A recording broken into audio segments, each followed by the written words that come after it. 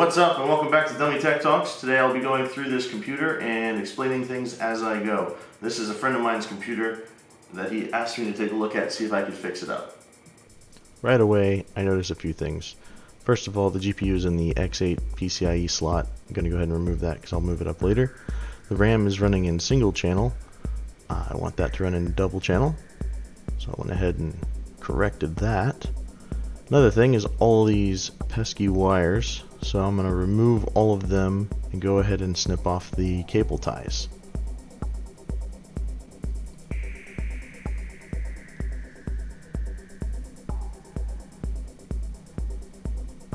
I will be rerunning these on the back side so that everything on the front looks nice and neat.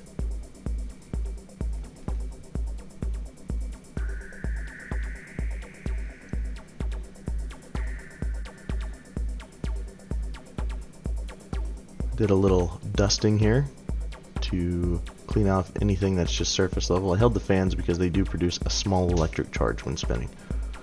On the back side, I continued to remove as many cables as I could, unplugging them, and then I will be rerunning them so everything's nice and neat and run in its proper channel.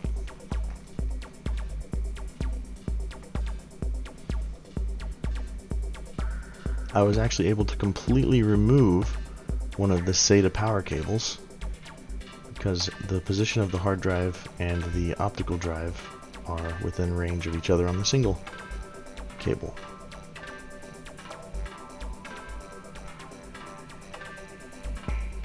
I don't show it here, but I did end up adding an SSD in there as well, and it was able to reach the SSD with the same SATA cable.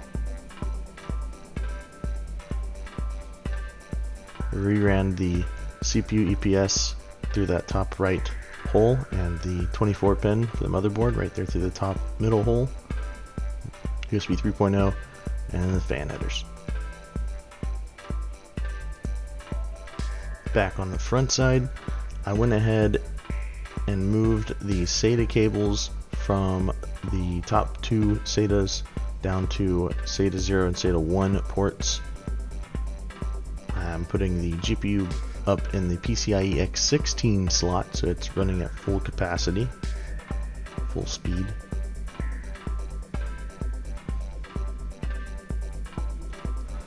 I later found that the GT420, which is that GPU, is absolutely terrible. Running benchmarks, it averaged around 9.7 frames per second after overclocking it. So I swapped it out with an RX 5500 XT that I had on a shelf.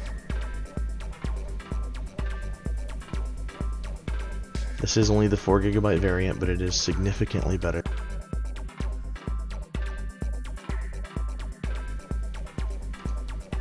This GPU does require an 8-pin power cord run from the power supply to the GPU. I had to make sure I had the right cable for that because they're different for every power supply.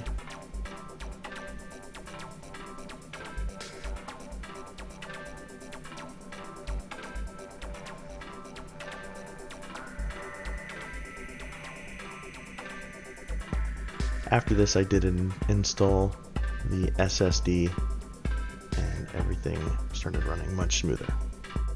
Please hit that like button if you like this video. Don't forget to hit subscribe and the bell so you know when we release new content. And we'll see you next time.